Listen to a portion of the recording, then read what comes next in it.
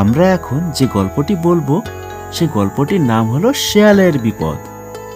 গল্পটিতে একটি নীতিবাক্য আছে, সেটা আমরা গল্প শেষে শুনবো এবং জানতে পারবো।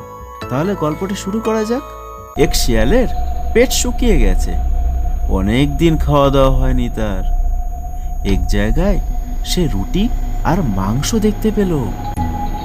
খাবারগুলো ওক গাছের কোটরে আছে। রাখাল ছেলেদের কেউ হয়তো রেখে গেছে। শিয়াল সেখানে ঢুকে খাবারগুলি খেয়ে ফেলল। পেট হয়ে উঠল মোটা, গর্ত থেকে আর বেরোতে পারছে না।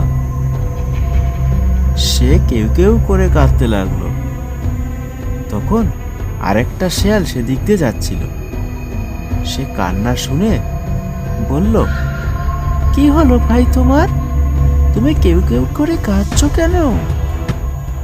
প্রথম শেয়াল তার সমস্যার কথা খুলে বলল। দ্বিতীয় শেয়াল বলল, তুমি একটু অপেক্ষা করো, তোমার পেট আবার আগের মতো শুকনো হলে তুমি লাফিয়ে ওই খোলস থেকে বেরিয়ে আসতে পারবে। এই বলে পথের শেয়াল বনের মধ্যে চলে গেল। নীতিবাক্যটি হলো, সবুরে মেয়া ফলে।